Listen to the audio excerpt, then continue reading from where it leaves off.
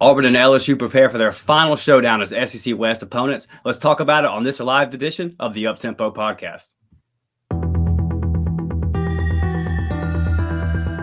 You are now listening to the War Report Podcast Network.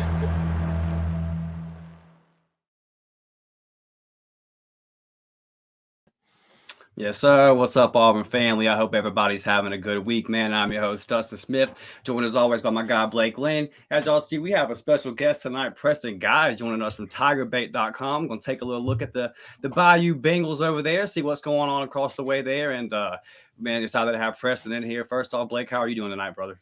Well, I'm doing good, Dustin. I'm excited for Saturday night. Like head coach Hugh Frees said today, there's a lot of opportunity left in this season. Even though things haven't went the way that we wanted them to, there's still opportunity left, and we can really change this season around, and we can get back on the winning track Saturday night. So I'm looking forward to the opportunity, brother.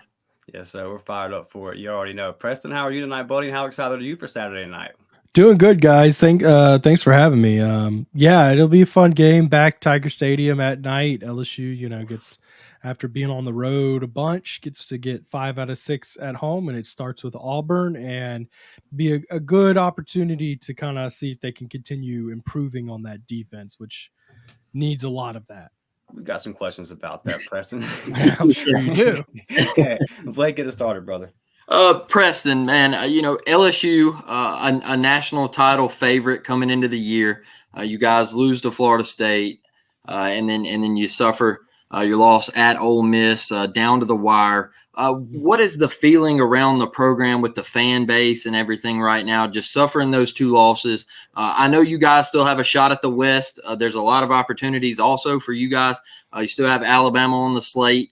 So, the West is still in reach. But how is that fan base feeling down there right now? Well, on one hand, you've got an offense where you feel like they can put up points and beat anybody, the way how Jaden Daniels and company are playing on the offensive side of the ball. But on the other side of the ball, you've got the defense that makes you feel kind of sick when you watch it. Let me put it like this.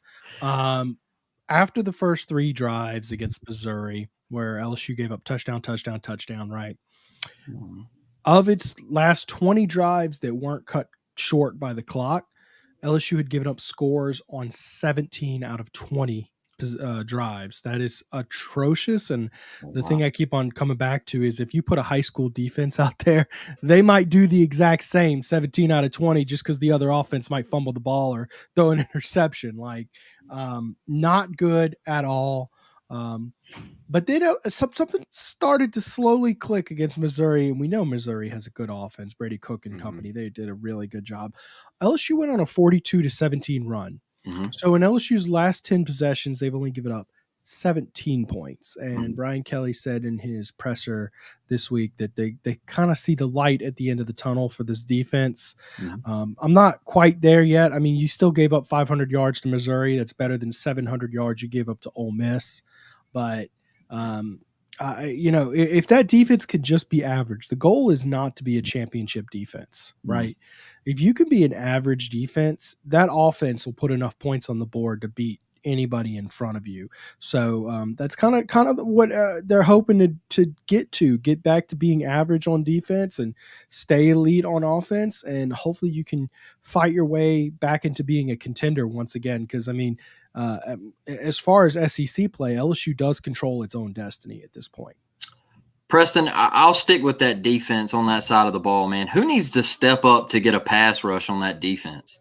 A lot of people, man. Mason Smith is a guy who's been pretty underwhelming this year. He's a big 5-star defensive tackle coming off an injury last year where he tore his ACL in the very first drive of the season. And then he had a high ankle sprain in fall camp. So he's been kind of slow getting back to full speed. Savion Jones has been a defensive end who has had a pretty disappointing season, but they brought in Pete Jenkins, who is a defensive line guru after the 700 yards to Ole Miss, and every fan could tell. They were pointing out the defensive line stances are atrocious there. You know, you got one guy who's sitting, squatting way back, almost like an offensive tackle doing a pass set, right? And then you've got guys 1 to 2 yards off the line of scrimmage consistently. So against Missouri, at least those issues were fixed. And a little background, LSU's defensive line coach, Jimmy Lindsey, is actually out with some sort of medical issue. So they had an interim coach, the special teams coach, had to step in and be the defensive line coach. And quite frankly, that showed. That showed a lot this year as you see these talented guys. Keep in mind, LSU's talent is in the front seven on this defense, not so much the defensive backfield. Kind of an anomaly at LSU over the year.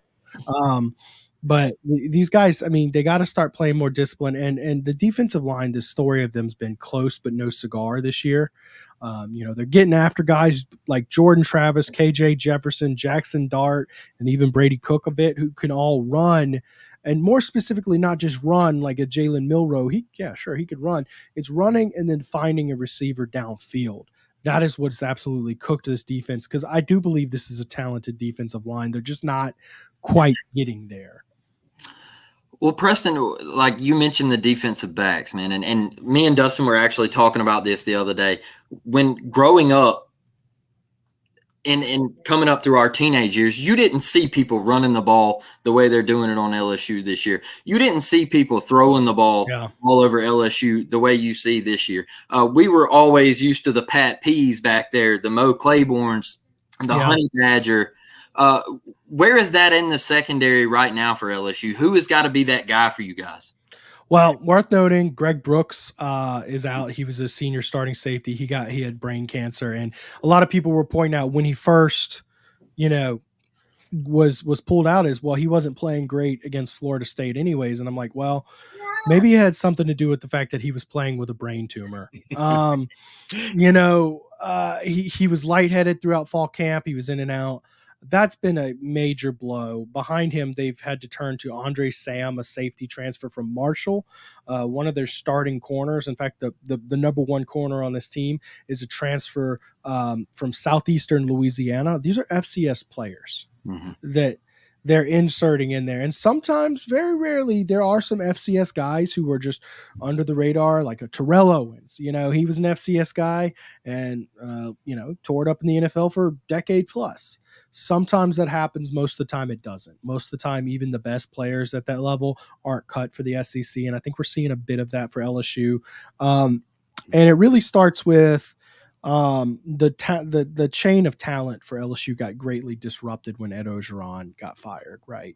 Yeah. Y'all remember the bowl game against Kansas State where LSU had 39 players, didn't have a single quarterback on roster, and they got just absolutely crushed by Kansas State.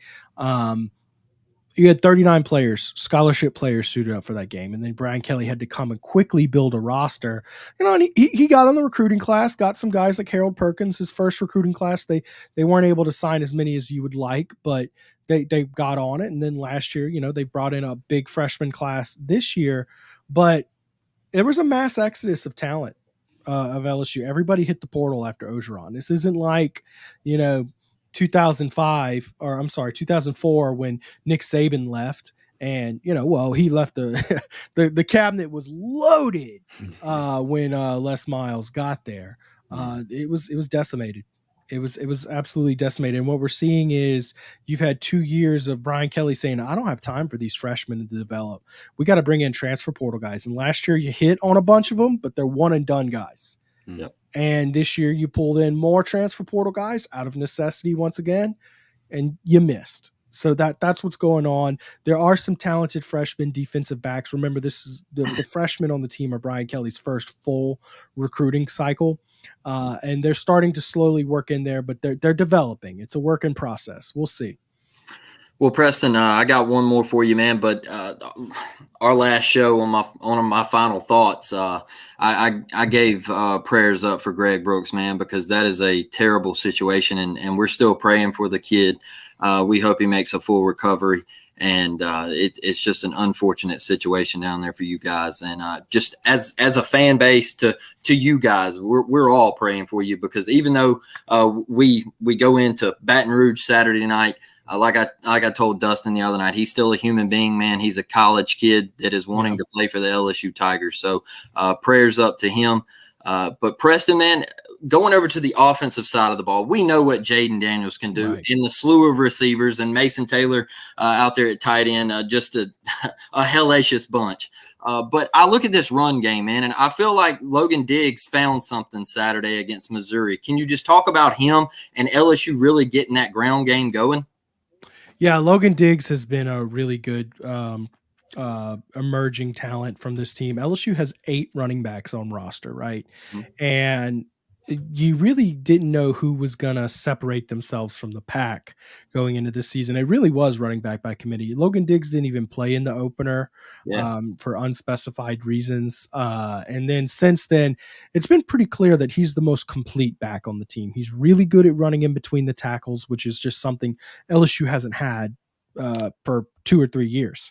And on top of that, he has good breakaway speed, not like some elite Heisman back. I'm not saying anything like that. Just real good in open field. He's a good receiving back. He can catch the ball out of the backfield just really well, and he's a good blocking back. So that makes him a complete back. There are other backs on this team who do other things pretty well. Josh Williams is a great blocker and he's good in space, but does he have the breakaway speed that Logan Diggs has? No. So it's a good mixture of experience, talent, and just knowing how to play football. There's another guy, a freshman on the team, Caleb Jackson, very talented, runs a 10-600 meter yard dash, and he's about 220. I mean, he's chiseled. You'll know his name eventually, but right now he's just not quite caught up to speed like Logan Diggs. But yeah, the emergence of Logan Diggs has really completed this offense, whereas last year Jaden Daniels was basically all of your running game, and he's still bringing that on the ground. I mean, he's averaging right under 400 yards a game. Total offense, I should say, not running. That'd be wild if he was running that much. But anyways, it's Logan Diggs can get you your 100 yards, and Jaden Daniels can do his thing. The offense just looks more complete than it's looked in since Joe Burrow, really. Dustin? Yes, sir. All right. Well, Blake mentioned Jaden Daniels there, Preston, and I remember watching this kid as a freshman at Arizona State, and I remember watching him last year, and he just looks different this year, man. Like, it seems like there really was a growth in the offseason from last year to this year. Just talk about that and kind of what coaches deserve the credit for that. All offseason, there were 2 things we pointed to because it was weird for Jaden Daniels. It was like you weren't really impressed with him at the end of the game, but then you look up, it's like he had 300 yards and your offense had 370. He was your offense, right? And it really took a lot of film breakdown and some kind of deeper level analysis to figure out why is this not clicking and looking as productive as it appears at the end of the game. Well, he had 8.9 yards per average depth of target on his throws. That's 1/18th in FBS. So he really wasn't pushing the ball downfield. And frankly, he didn't do that against Florida State very well either. But since then, he has just been remarkable. Pushing the ball downfield, throwing, taking some deep shots. I mean, you got stud receivers on this team, and you have to give him a chance. You have to throw it. And he has been an accurate passer.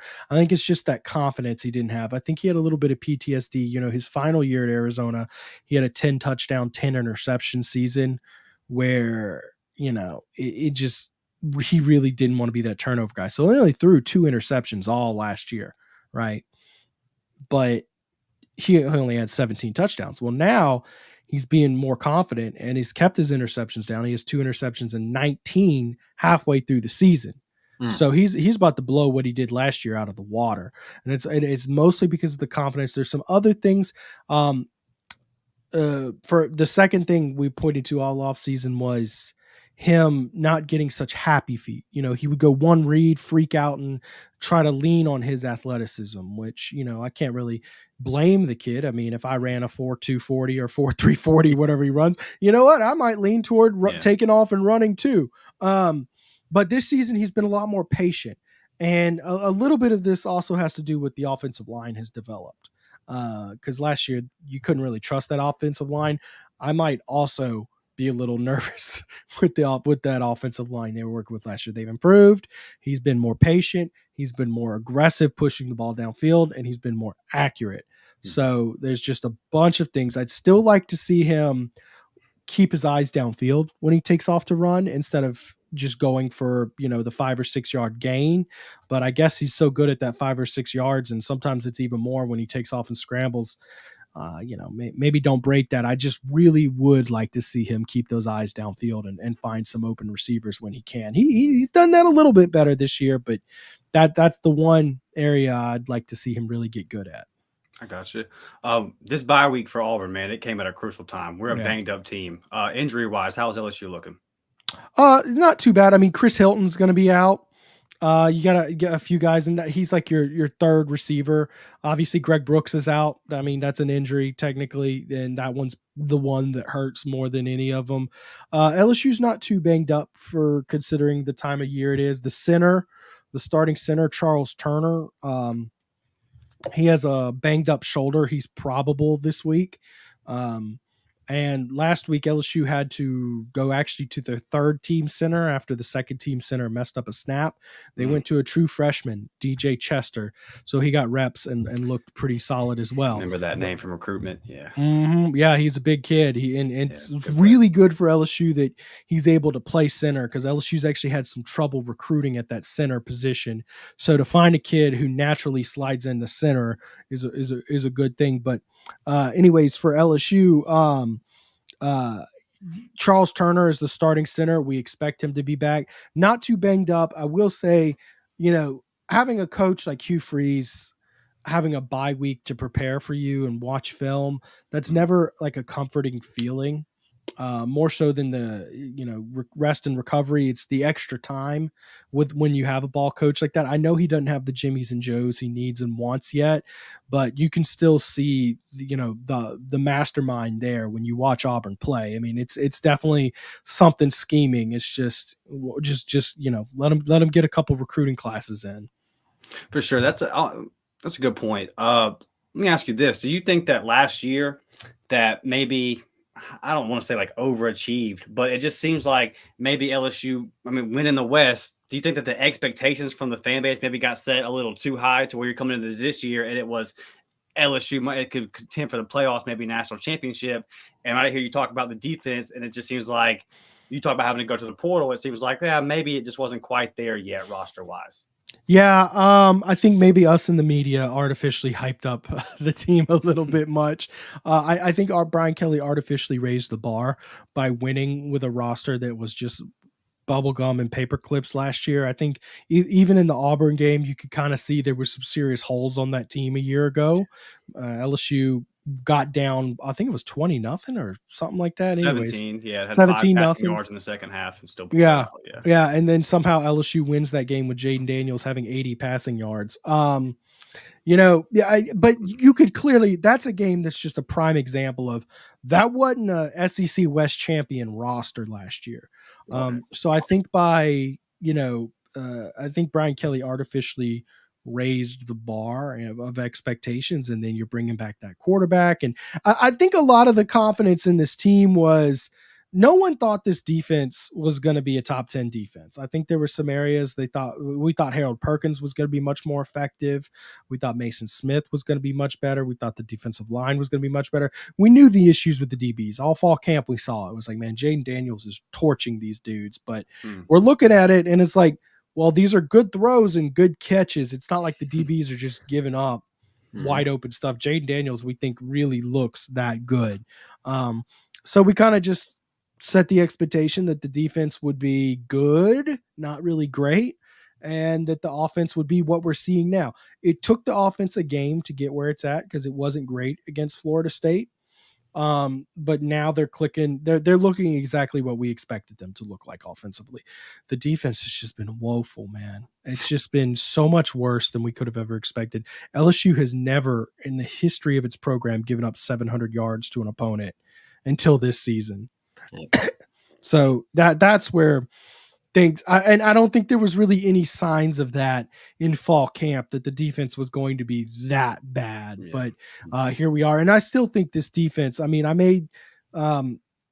gave the background as to how we got here with the rosters and the transfer portal sitting. I definitely think there's enough talent to be average on this defense. So that's up to coaches to elevate their play.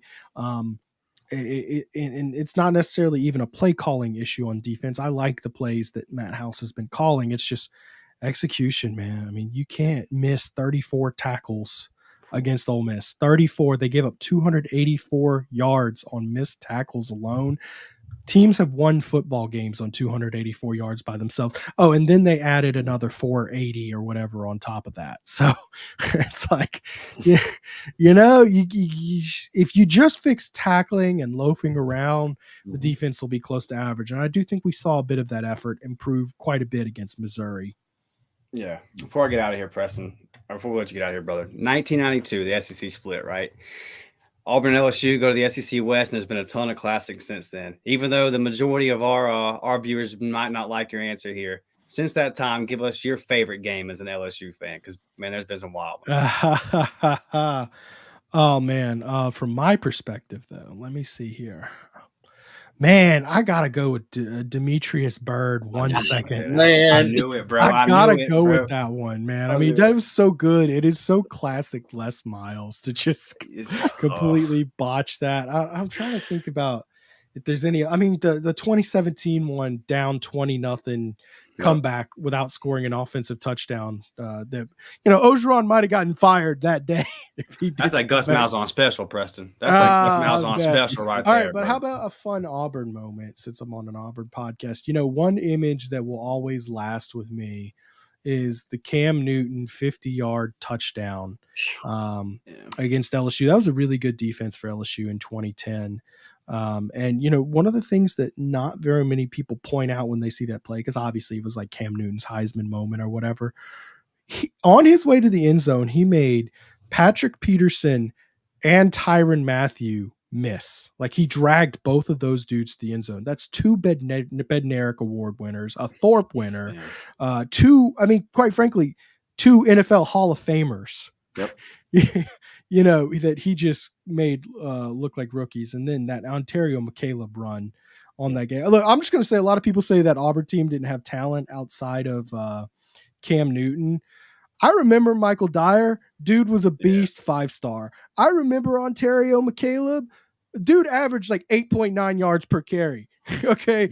Like there was some talent on that team for sure. And that game definitely sticks out to me if you want an Auburn positive, but I'll go with D Bird on the LSU side. I hear you. I figured you're going to be that one. My best friend, big LSU guy, ended up going to LSU, and that was his first ever LSU game. We were in high school. He goes, so this is like the Razor flip phone era. So I'm getting like grainy videos of it, and he's in the LSU. It was, he never lets me live that one down, man. I will say for me, and Blake, I kind of want your answer here. The most painful one was the John Vaughn missing 5-6 field goals or whatever it was. Because Kenny Irons got off the bus, told a good LSU defense, 07. No, 05. No, 05. Yeah, I was about to say, because 06 was Jamarcus Russell throwing all those interceptions and the pass interference. It was 9-10. Yeah. Yeah, it was that one right there was because Kenny Irons gets off the bus, says, I'm going for 200 on LSU's defense, does it, and we still drop the ball, man. That one will forever hurt me. All right, how about the extra point missed in 04 with the call on the LSU guy that hasn't been called since? It never was called again, except for that one guy like launching or something like that, and they blocked the extra point, and LSU loses by a point. Yeah, there's been some wild games in the series, no doubt about that. Well, Preston, man, give us a score prediction and how can LSU win this game Saturday night in Death Valley? Okay, so if you're Auburn, there's two areas you can target on this defense. Passing deep against this weak secondary and outside run contain is actually becoming a glaring issue. And I like what Auburn does with the RPO. I like that they're getting Payton Thorne running a bit more. It seems like y'all are kind of shying away from the Robbie Ashford offense, but I wouldn't be surprised to see him out there a bunch just to get to that edge because he's such a dynamic athlete.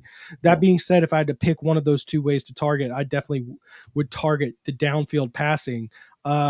Unfortunately, I just don't think Payton Thorne has what it takes as a downfield passer. I mean, he's got he's 15th in the SEC in passing, and there's only 14 teams. Yeah. You know, I think that if he was an elite downfield passer, it would have shown already. And I think that because Auburn isn't in a position to take advantage of that particular weakness against LSU, I do think LSU will take care of business. And I'm basing the defense playing on its last 10 drives, not the previous 20 that I highlighted. Yeah, and I think Jaden Daniels is going to dial up his as scheduled 40 points. I think we're looking at 42-28 LSU. Nighttime in Death Valley never helps either. I'm sure y'all guys have seen what that atmosphere is always like. So I don't see any intangibles. Like if it were an 11 a.m. kickoff, I could see LSU being out of funk, out of whack. But I think Vegas gave LSU 11.5. I think that's roughly correct. Yes, Okay. Hey. All right. Well, appreciate you, Preston. Appreciate you, Preston. Thank you, guys. All right. All right. We appreciate our guy Preston joining on the show, man, giving us a little peek at the LSU Tigers. Let's hop over here and talk to our subs. Blake, see how everybody's doing tonight. War Eagle says another great week. Double hate after the bye. War damn Eagle. Let's crush LSU. I love the energy, man. I'm not going to lie. I kind of woke up this week feeling a little salty. Like, all right, bro, back-to-back losses. I'm tired of hopping on the pod, being super realistic analyst, man, and all this. I might bug this week, bro. I might bug. Tanner, you decided to join us on a live show, brother. We greatly appreciate that, man. Nice to see you. Tanner hopping in says, I feel like I'm waiting on a movie. Hey, well, thanks, buddy. You know we love you, big dog. James Barnett hopping in up tempo. What's up, fellas? What is up, James? Our guy Thomas, let's get it, boys. War damn Eagle. And Thomas, we want to say thank you for the super chat, brother. Yeah, $5 super chat. Hey, thank you, buddy. War damn, it all helps, man. That all helps. Goes to that recruiting and everything, recruiting pods and everything else we got going on. Let's see. Thomas also pops in here and says, I believe we have an opportunity to win, but we have to execute and limit LSU's opportunities to score. Our defense is playing great. Offense has to be consistent and score points. Yeah, man. I mean, it's if we find 28, like Preston said, Blake, I think we're close. I don't know if they score 40. You know, they're gonna get theirs. I feel like 31 is the magic number, personally. Yeah, I'm not sure they score 40 on our defense. Now I know Preston's looking, and they can score 40. All right, they can. Yeah, for sure. Yeah, that's not like a crazy take or anything. Like Preston believes in that offense, and everybody else in the country should also. But I think our defense. I don't see our defense giving up 40. I feel like our secondary. We've had 2 weeks to prepare. I feel like our secondary can cover. Now, they're probably going to get beat a time or two because these LSU receivers are elite. Mason Taylor at tight end.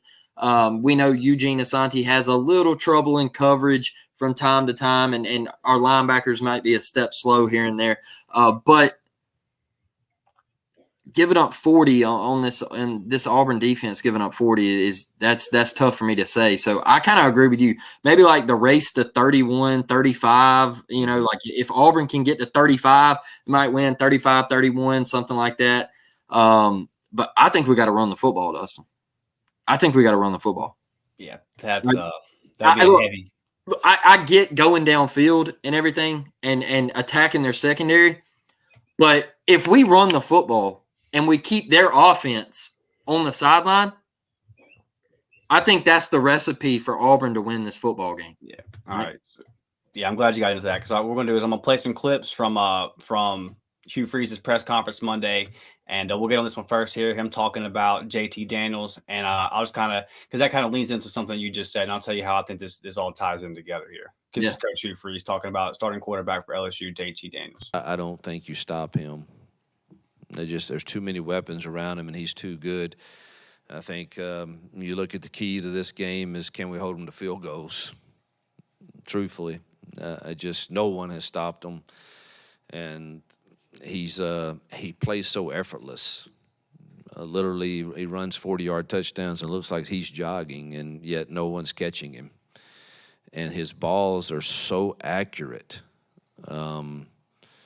to those talented receivers. I think it's a hard task. Again, I think to this point, and I haven't watched future opponents, so somebody will use it for bulletin board material, but it's to this point, it's the best offensive personnel I've seen in this league to this point. Coach Hugh Frees, ever paranoid, just making sure he doesn't give anybody down the line any bulletin board material. I love that, Blake. Just the little details. I love our coach. But the thing that really stood out to me there was I was thinking about this game after their game ended with Missouri. I was like, all right, man, how do we win this game? And to me, what Hugh Frees said there at the beginning about holding them to field goals, and then what you said about running the ball. So I think both offenses are going to get theirs between the 20s. I think the game is going to be won in the red zone, Blake. I do. Let's hold them to some field goals. At this point, I don't want to say this to jinx us, so I'll just keep saying that. Just keep doing what we've been doing defensively as far as creating turnovers. You needed to win the turnover battle to stay in the Georgia game. You did. You went on the road at A&M, you won the turnover battle. You went on the road at Cal, you won the turnover battle. You need to go on the road again and win the turnover battle. Keep that trend up. Keep that up. That's the obvious thing, though. In the red zone, man, offensively and defensively, like Coach Frees said, they're going to get theirs. Malik Neighbors is a dude. Can't wait to watch him and DJ go against each other. That's going to be one hell of a matchup. You're going to watch two future NFL guys go at it. DJ can be in great coverage. Malik's going to make a catch. I'm like, bro, what we talk about versus Georgia, the plays we didn't make, LSU's got them dudes on offense. They got them dudes that make them catches and make them plays. So they're going to get theirs. Now, we've had a week to rest, so everybody should be fresh. Our lack of depth coming out of a bye week, you should feel a little bit better about that. Okay, we're getting some guys back, this kind of thing. Again, this is another game where I'm looking at it and going, damn it, I wish we had Keontae, but it is what it is. But yeah, man, so I just think that in the red zone, defensively, and then like you talk about on offense, run that ball. They're dead last in the SEC in rushing. And I know that the boys talked about it. I talked about it Monday with B-Will on the morning drop, just kind of breaking down LSU's defense. I remember passing, they were 119th in the country. But I believe it's 98th in rushing. I know stopping the run. I know it's in the 90s, and I know that they're last in the SEC. Man, listen, I'll go ahead and tell you this, Blake. I don't want to get too far down this road. We'll kind of save this convo for Friday. But if it ain't clicking early with Thorne, I think you go to 9 and just run it, because you'll take your opportunity. Because it's like, if they're that bad, they're just that bad at defending the pass, right? So, like, let's say you miss on an open throw. You're probably going to get another one versus this defense. Like, the opportunities are going to be there. You just have to make some of the plays. So I don't know if you need the most accurate passer, but I'll save that for Friday's show. But I completely agree with you. And I agree with you on this for the rest of the season. With our defense being what it is, with our lack of pass rush being what it is, and this is just going to be the situation this year. We just don't have the guys on the offensive line. Run the ball. Use these clock rules. Shorten the game. I think that's a big reason why you haven't seen Hugh Freese's up-tempo offense. A lot of it's lack of success on first down. Yep. But I also think that he's looking at some of these games and saying, man, I can't go fast and possess. I don't think we want to get in a battle with LSU where we're going up and down the field. The recipe for Auburn is to muddy this game up and win in the red zone. What do you think about what Coach Frees said, Blake? I mean, he's 100% right. Look, you're not going to stop him. You can only hope to contain him. And like we talked with Preston, man, they're elite receiving core. That they got a dude at tight end.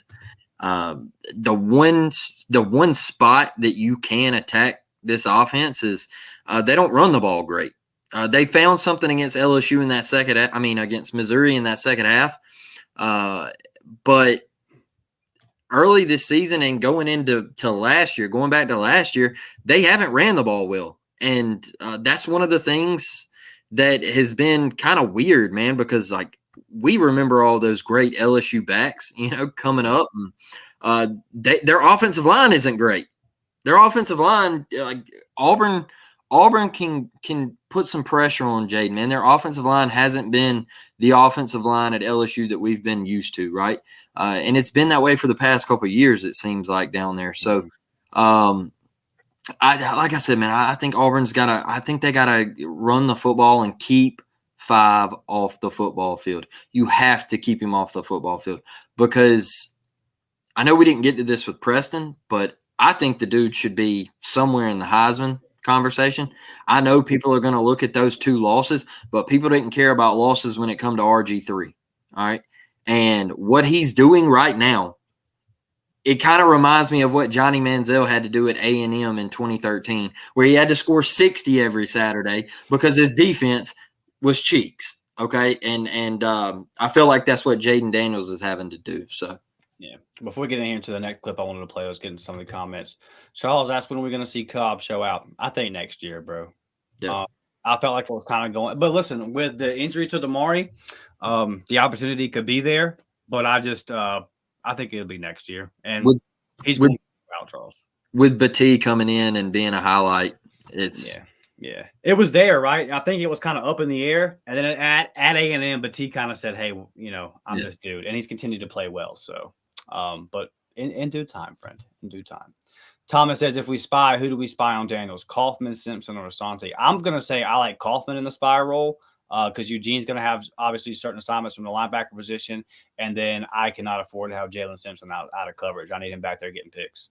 Yeah, I agree 100%. No way Simp can spy. Yeah, we need him back there. Yeah. James says, at Dustin and Blake, to your point about points, if we score 30 with our defense moving forward, who beats us, maybe I'm booking a little bit. I think this is the last team. LSU is the last team on the roster, I think. Maybe Ole Miss, but listen. Alabama. You think Alabama is going to score 30 on us in Jordan Hare? If we score 30, I don't see out. No, if we score 30, we beat Alabama, bro. We scored 30 on Alabama against that's what I'm not saying we will. James is asking if we score 30 moving forward, who beats us? I'm saying LSU is probably the last team. Yeah, we're not scoring. We score over 30. I'm not saying we are. I'm just answering James' question. No, we ain't scoring 30. I'm hoping for 30 passing yards. Yeah. All right. Yeah, as Thomas says, if we spy Simpson, we lose coverage. Yeah. All right. Getting to this last one before I play the next clip. Chris says, that's what I was thinking, Charles. They had to get some pressure on him and get worried about those injuries. Talking about Jaden Daniels does have some banged up ribs. Yeah, I mean, listen, bro. And this is the thing, too. I think we've all seen what Ron Roberts can do defensively. So I would like to see what he can scheme up with an extra week. That'll be fun. Yeah. All right. So like Preston alluded to, anybody that's ever watched SEC football understands what we're about to go into Saturday night at 6:00. There's a reason why we went 2 decades without winning in this freaking stadium. It's a tough, tough place to win, man. Not only is their crowd loud, not only are they always talented and have good teams and are historically a top 5 to top 10 program all time, but also they have some kind of voodoo type devil magic working for them. It's just a tough deal. But by the way, I did purchase my cigar today. I do have it ready. I hope I get to light that bad boy up on the post game, Blake. But it's going to be a tough one nevertheless. Let's hear Coach Hugh Frees talking about the crowd noise and how we're going to be dealing with it. Yeah, I heard this was a new thing, but it's actually not. We will have it as loud as we can get it on the practice field, and it'll be playing "Hold That Tiger," whatever the fight song is, and we will have a couple of different plans for cadence, just in case. I do remember having a fist fight with them down there when I was at Ole Miss, and it was a very, very, very, it was a Saturday night game and obviously very loud, and we were backed up into the student section in a critical drive, and we had 3 false starts. It was so loud. And so we will have a couple of different plans if that's the case. But just quick, and I'll let you get on this one, buddy. The point I wanted to make on this is simple. 3-year starting quarterback, a ton of experienced offensive linemen. I don't want to see any pre-snap penalties.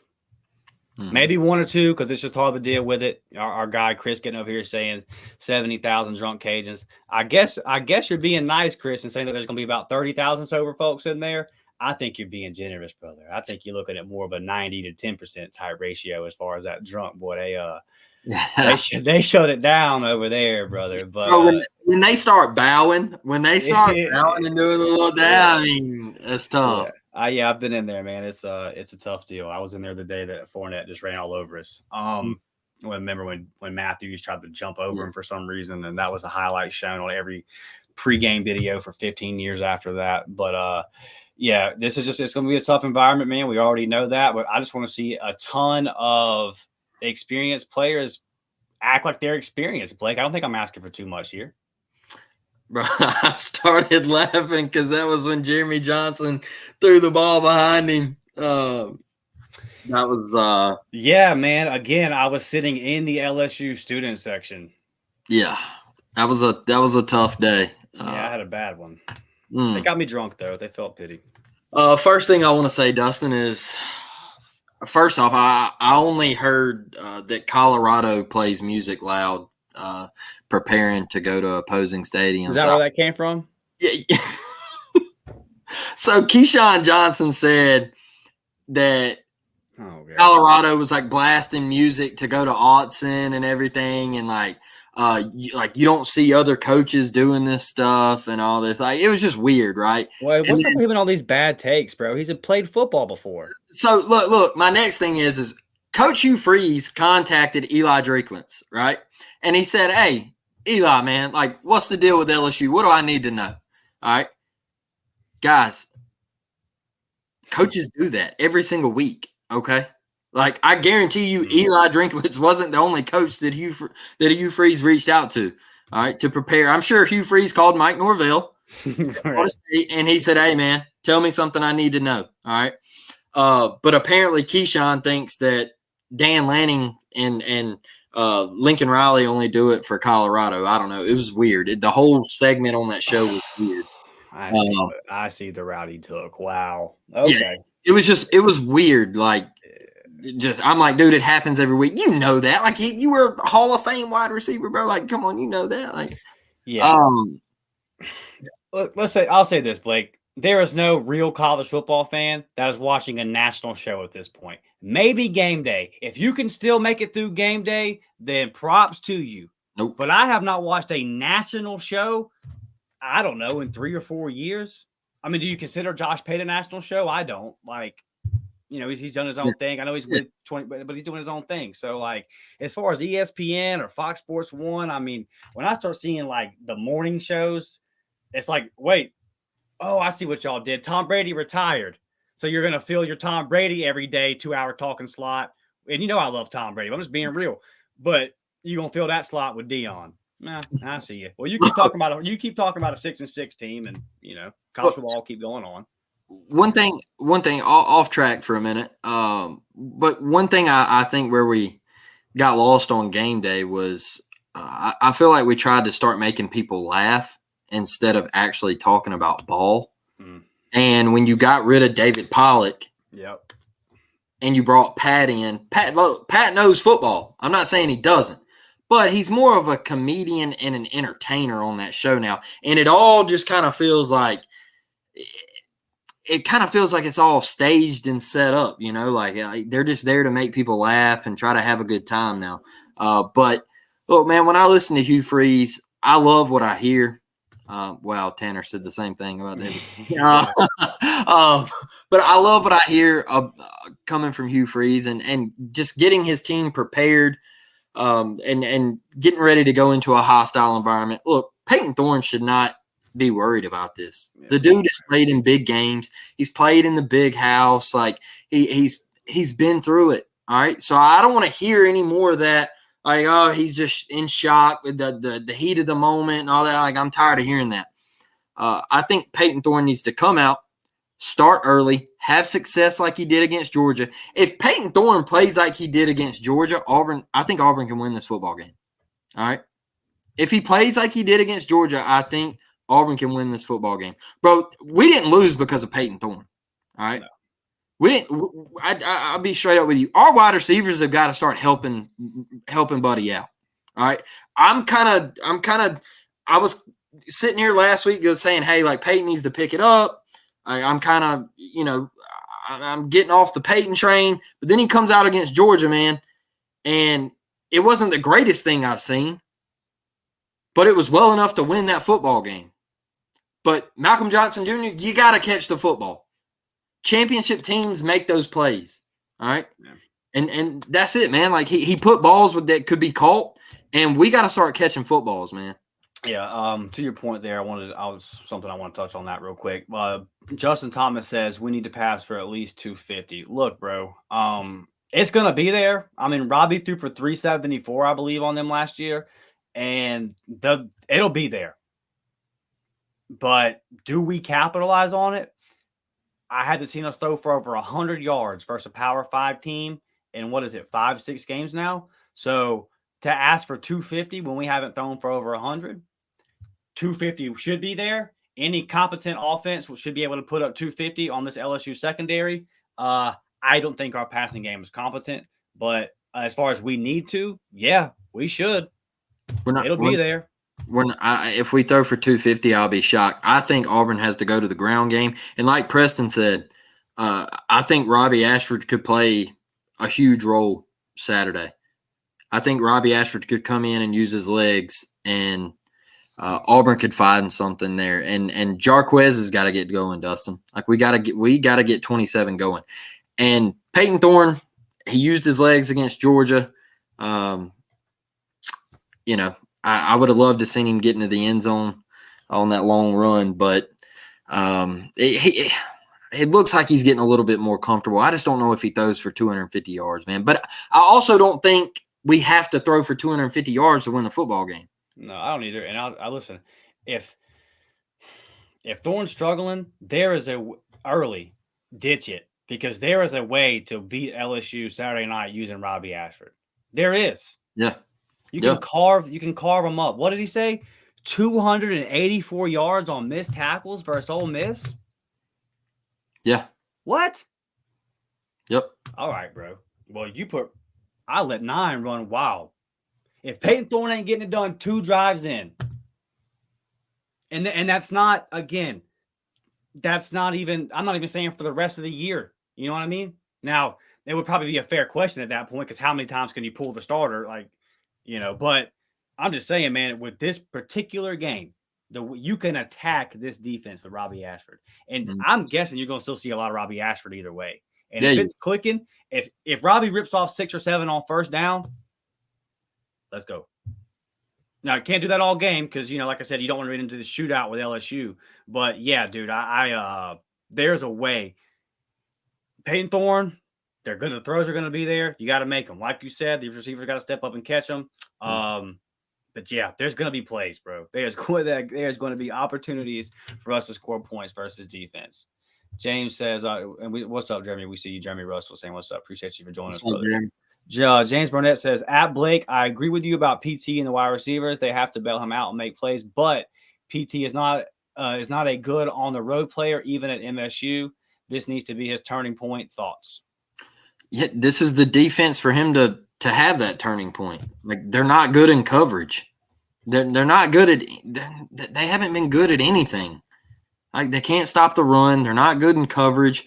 They did pick it up in that fourth quarter against Missouri. I will give them that, like Preston said. But, man, I know we don't have the wide receivers that Florida State has, but they were atrocious in that game, especially that second half. There's just going to be opportunities there. And we've got to – it can't be just Jay Fair. It's got to be somebody else, man. I'm tired of – it feels like it's all on Five's back right now. If Five don't make a play, we just don't have a receiver that can make a play. I mean, does it not? It's just – yeah. Rivaldo, step up Saturday. Get 80 to 100 Saturday, big dog. Let's go. Well, we heard about it. We heard about it all offseason, man. I also don't think we're putting Rivaldo in the best of spots either. Well, hey, Hugh talked about that. Hugh said he said at the press conference, he said they did a lot of self-evaluation, and he was asked about the protection issues. And he said, that's on us. And he said, it's not easy for me to say this, but this is on us, the coaching staff. And then he was asked, is it on Payton Thorne? He said, no. He actually said, heck no. It's on us. I got to get this right. I like the honesty. I like, him just coming out and saying it, because like we've talked about before, I like that a lot better than, players got to execute what I call.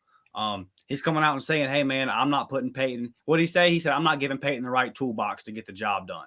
Yeah. So and I think it was actually James. It was somebody, maybe it was Bob. Somebody in our live show a week or two ago mentioned Hugh Frees' record out of the bye. I don't have it offhand here, but I know it's very impressive. So, man, like I said, we got good coaches as far as Hugh Frees and Philip Montgomery over there on defense. So I like the having the extra week to prepare for it. It's just I'm ready for this game, brother.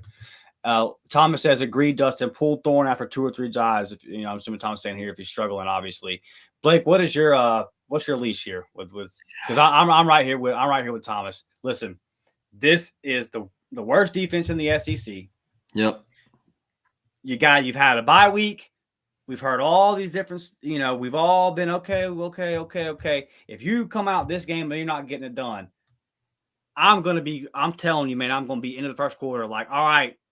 And I'll be talking for good because I'm about over it. What do you think? You know what I tell you every Saturday is are they actually going to do it though? I'm straight up with you, and I agree with you guys, right? Like I'm cool with this. I'm not a Robbie hater. I just don't see the coaching staff pulling him that early. I don't, because they went and got him. All right. And I just, when I look at it, man, it looks like they have full trust. Like it just looks like they trust him and they want this thing to turn around. And at A&M, I was sitting here and I'm like, hey man, it's 9 time. Like you got to go to Robbie. You got to try something else. And then people get in my comments and they're like, nah, man, if you bring Robbie in the game, you're going to lose. And I'm like, what are we doing right now? What are we doing right now? We're going to lose regardless. Like, one ain't getting it done.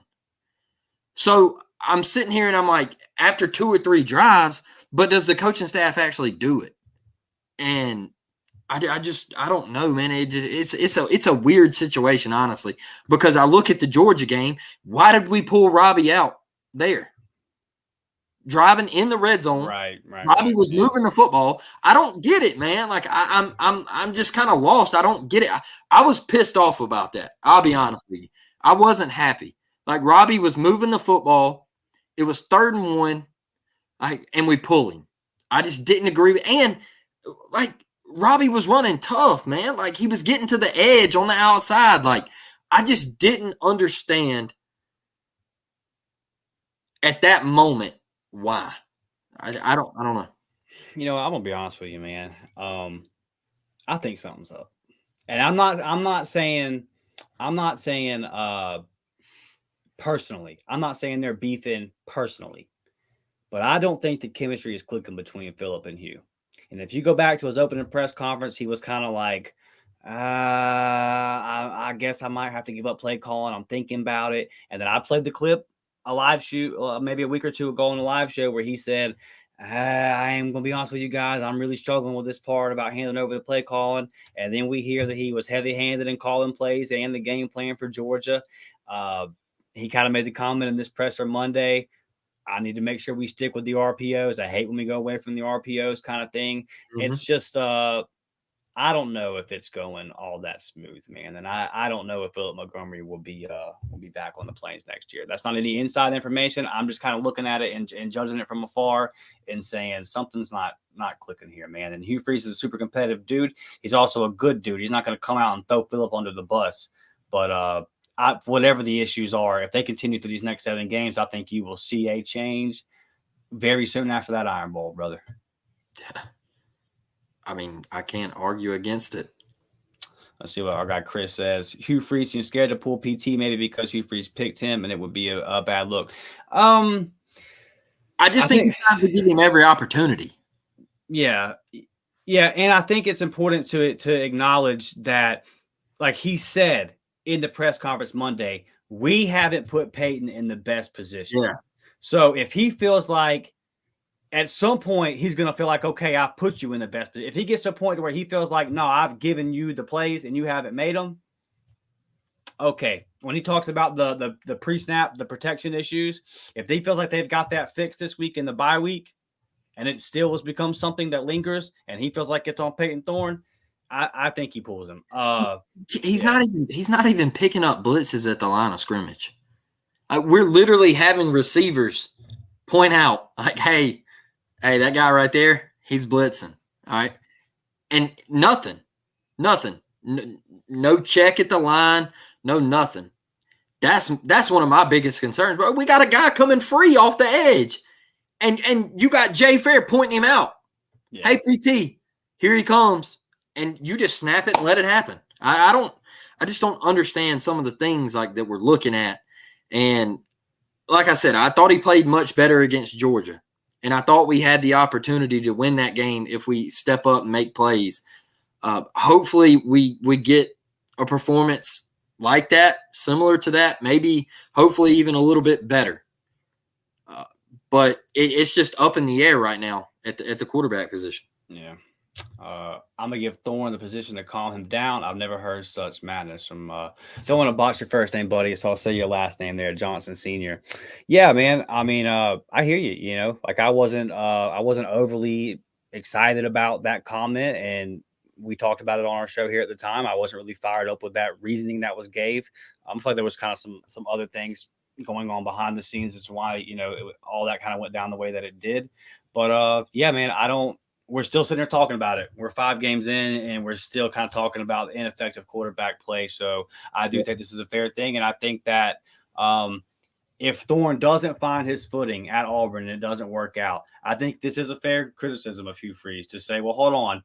You said you came out and said that he wasn't the best in the scrimmages, and you gave him the position to calm him down because he was pressing. If it doesn't work out, that is not going to look good for Coach Frees. I kind of do agree with this. Yeah. All right. Before we get out of here, guys, get your last second comments and questions in here, man. We're going to touch in on everybody. Quick announcements to make real quick. We've decided that the 3:00 Sunday shows, they're just not doing numbers. Like for what, you know, we feel like maybe 3:00 is just too late for a recap. Everybody else's pods are dropping way before that, and we're still even at 3:00. We were the last ones to get our recaps out. So we're just going to wake up on Sunday morning, record the pod, and we'll drop it. So no more 3:00 debut time for our episodes on Sunday.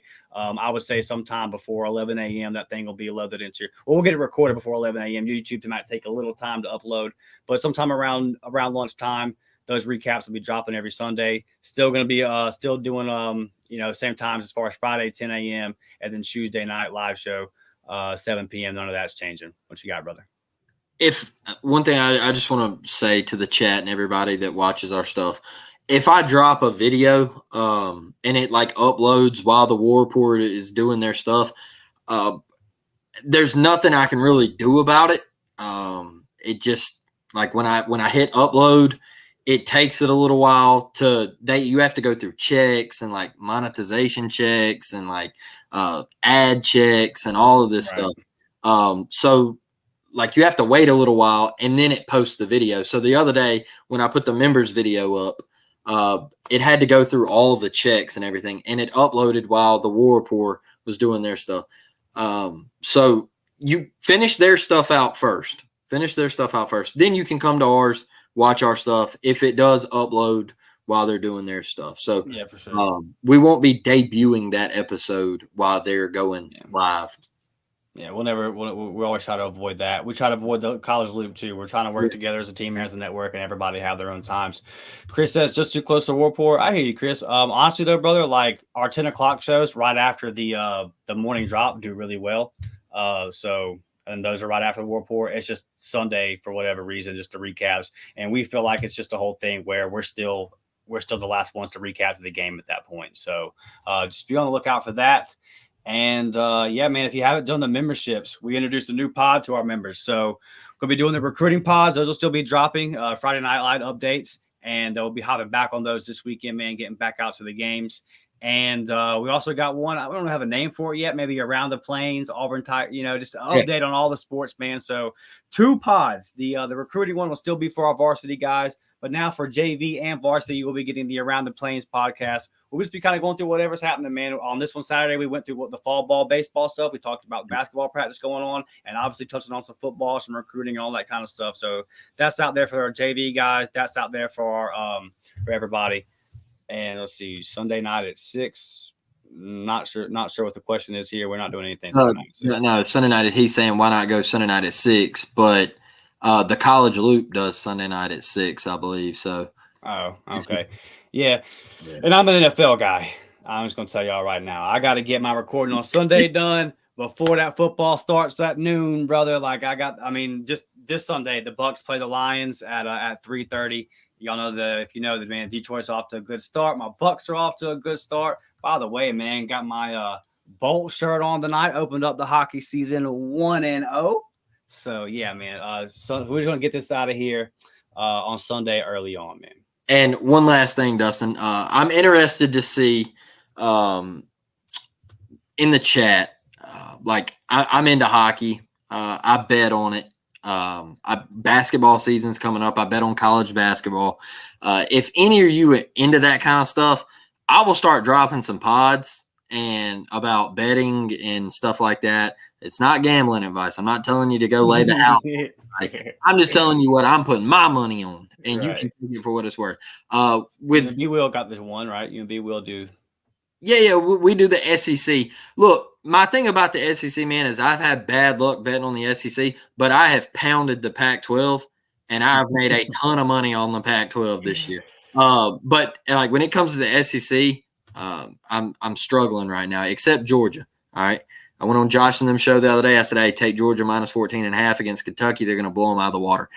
So let me know. Let me know. Hit us up on the community or whatever on Twitter. And if you guys want to just make a little community and I'll drop some pods for college basketball, like what are the best lines, let me know.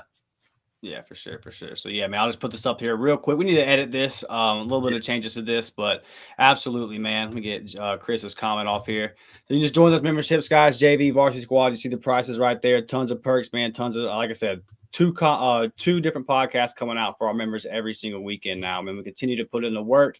If you are a big-time recruiting guy, this is the time to do it, man. We stay on it. Big one in Mobile this weekend, right? Big game in Mobile, man. Me and Blake will be out there Friday night. Excited for that one. All right, guys. Last second comments or questions before we get out of here. Boy, with B Will on that money, says Wardy. Yes, sir. Yes, sir. Hey, Devin says, love y'all's show. Much better than whatever they're putting on national TV these days. Well, Devin, I appreciate that. And I will tell you this. We are much more accurate in our Auburn takes than the national media. Yep. And hey, and Fox kicked my boy Reggie Bush off the broadcast, bro, because they didn't want to pay him. Like, how you gonna kick Reggie Bush off the show and leave Urban Meyer, bro? Like, come on. I don't know. Yeah, Urban's about to be coaching again anyway. Chris says, love you guys. Great show. War Day Eagle. We love you, Chris. We appreciate it. All right, man. Y'all already know the deal. 10 o'clock Friday, we will be back to do our preview. And I can't wait for it, Blake. I cannot wait for this game Saturday, man. One more time. We cannot. Because we don't even know when we don't even know when we're gonna play him again, bro. Yeah. This is it. I can't lose this one, Blake. Hey, go watch that hype video. Before we get out of here, go watch that hype video with Hugh Frees hyping the team up, telling them about the opportunities left in the season, man. Hey, War Damn Eagle. Strap that helmet on before you run for that brick wall after you watch that thing. Friday, 10 a.m. Y'all already know, man. Eat all the corn dogs you see this week. Every corn dog you see, consume it. We'll see y'all Friday morning, man. War Damn Eagle. Love y'all. Appreciate y'all. Like the video. Subscribe to the channel if you have not. We'll see you. We out.